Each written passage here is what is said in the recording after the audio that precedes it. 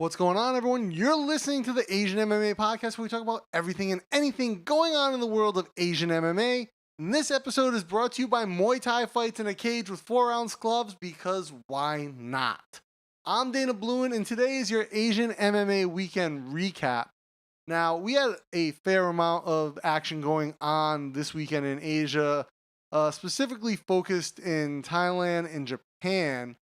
And I'm going to say we probably won't see anything from Malaysia or Indonesia for a month or so because this is Ramadan. Those are both Muslim countries. So a lot of the fighters are fasting. They're getting, they're not really working out as much. Some of them are because they're absolute monsters, but, they're not in competition mode. So give them a month or so, and then I'm sure Malaysia and Indonesia are going to be right back at it, putting on shows, especially grassroots shows for us in the next month or so. But for now, we've got, some Thailand action and we've got some Japan action to get into. So let's jump right into it. And I want to start off in Japan, where we had DEEP 89 go down. This was a really fun card. And the main event, we saw Satoshi Yamasu overcome really early adversity to stop Daiki Hata. And he was able to retain the DEEP Featherweight strap. Now, Hata came out strong. I mean, really strong. And he was putting a ton of pressure on Yamasu throughout the first round. And he had him in some trouble at the end of that first round. Really towards the end, it looked like Hata was going to pull it out. Comes to an end. They go back. They come back out in the second round. And Hata wanted to pick up right where he left off. He wanted to come out hard again. And it was really just one shot from Yamasu that floored Hata. He jumps on his back and he works for a finish from ground and pound, and he gets the TKO, retains the strap. Now, another interesting fight on this card, we saw Trevin Jones from Guam take home a second round submission win via rear naked choke against Takafumi Utsaka. Really good fight. Very technical. I love the submission win, and I'd like to see where this goes. I really, really like DEEP in some of the things that they're doing. So, they put on a good amount of shows, so there's always something there to follow. Now, in other interesting fight news that we have coming out of Japan, well, sort of Japan, this weekend, Road FC, World Series of Fighting, and Tough veteran Jake Kwon signed a multi-fight deal with Risen. You guys all know Risen. It's this kind of like the new Pride. This amazing Japanese promotion with some fantastic fights. And I'll be honest, I love Risen as a fit for Jake because his style is a good fit to it. And look, he's a big dude. And if you're a big dude fighting in Asian MMA, Risen is where you want to be. So I'm excited to see what they do with Jake, what type of matchups they get for him. We haven't seen anything on that specifics yet. Hopefully, we'll get something really soon. Now, next we got to jump over to Bangkok, where we had one championship. They held their Warriors of Light event, and this was a really Muay Thai heavy card. Now, and so I didn't talk about this a lot leading up to it.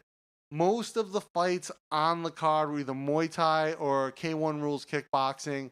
A few MMA fights, and a few that I really like.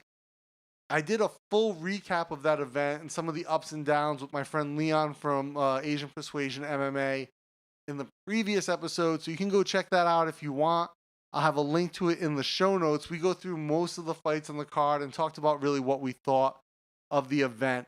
And I will say overall, it turned out to be a fun card. I wasn't that excited about it going into it, but the fights really captivated me. The stories really captivated me. So, I was really tuned in as I was watching it. Now, the MMA fight that stood out the most to me, and it wasn't one that I was really expecting to be the standout, but it was because of the fighter who won, Shoku Sada. He faced off against Mark Abalado from Fairtex. And I've got to say, Mark has been on an absolute tear. And I didn't really expect to see what I saw from Sato.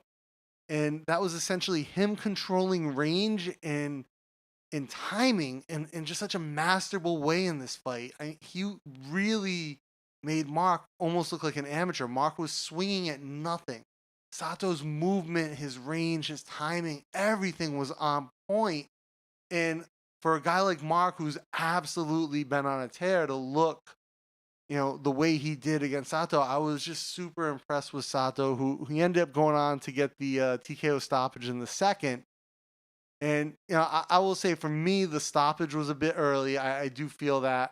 And it was offensively early. And you could even see Mark protesting as soon as it got stopped. But I don't want to take anything away from Sato, because just the game plan he executed and the way he went about it was beautiful. And I can't wait to see what's next for him. I think if he continues to perform like that and control that distance and that range, he's going to be someone who a lot of people in one championship at this weight have trouble with, just because it's unlike anything else in the organization right now. And I was just blown away. Another fantastic fight was Ponksri versus Robin Catalan. And Ponksri is an absolute monster. I've seen him fighting on the Thailand circuit for a very long time. One of the things that really stood out to me, though, is that his game looked much more well-rounded. His skill set has really matured. He was much more of a striker early on. And now it seems that he's really putting the pieces together. He's taking his training more seriously, which I know from talking to other people at his old camp that he never really did that before. So maybe the move down to Tiger has really kind of spurred that in him. He looked outstanding. And I mean, but the story of the night, no matter how good his ground looked, the story of the night with him was the knees. And to finish a fight on a body shot knee, it is absolutely impressive. And, Ponksri was able to close it out in the first round with shots to the body from knees. And he was just so dominant in the clinch. And when you actually see someone who's got a Muay Thai background, who's a fantastic clinch fighter, and the strength and the control that they're able to exert on their opponent, it's a thing of beauty to watch. Now, the third MMA fight I want to talk about on that card was one I was the most excited for going into it. And unfortunately, it had a really anticlimactic ending, but, for the better. Which was actually Kazuki Tokidome squaring off with Adrian Pang. Now, if you guys have ever seen Adrian Pang fight, he is a ball of just aggression and power. And he's like this little compressed version of the Hulk. He's phenomenal to watch fight. He's incredibly violent and one of my favorite fighters to watch. He does have this brawling kind of style, and he's incredibly tough. And, I really thought that he was going to bring that to this fight, and it just seemed that he wasn't able to turn it on, or every time he would try to turn it on, he would get stalled out because he was really just getting picked apart by Kazuyuki. And, Kazuyuki was doing a good job of touching up Adrian, and he ended up landing a shot that cut Adrian up on the forehead. And they broke against the fence, and the ref stepped in, called the doctor to check the cup, because I'm assuming because of the position of the cup being above the eyes.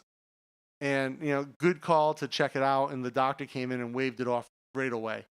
So it really an anticlimactic fight, and I thought it could have been something really special. I hope they get the opportunity to run it back, because I don't think either of those guys wanted that fight to end that way, and I would just love to see that fight get run back again. However, the sad thing is that it sort of puts an anticlimactic end to a fight that you were really looking forward to. But what did you guys think of the fights this weekend in Asia? Did I miss an organization that you follow? If so, let me know. I'll start watching. If there's something out there I'm not watching, I'd love to catch up on it. What was your favorite? What was your favorite fight this weekend, or your favorite event, and what are you looking forward to next week? I'd love to know. I'd love to hear from you guys. Now, to stay up to date with all things Asian MMA, be sure to subscribe to the podcast on iTunes, Google Play, Spotify, Stitcher, YouTube, Facebook. I've got all the links to everything down in the show notes. Check it out.